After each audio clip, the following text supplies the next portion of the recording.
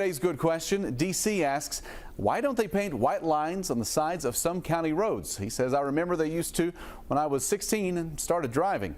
Those counties are likely following the same guidance the state does when it comes to the edging of roads.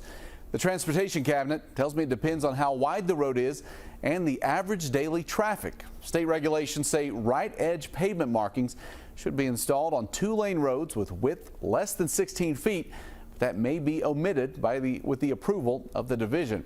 Between 16 and 20 feet wide, roads will have either edge lines or center lines. That's based on engineering judgment.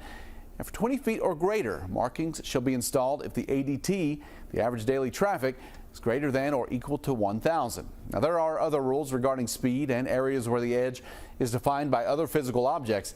And Lexington's director of engineering tells me they follow the state practice in general for edge lines, but there are several residential streets that have edge lines to better define the travel versus parking lanes.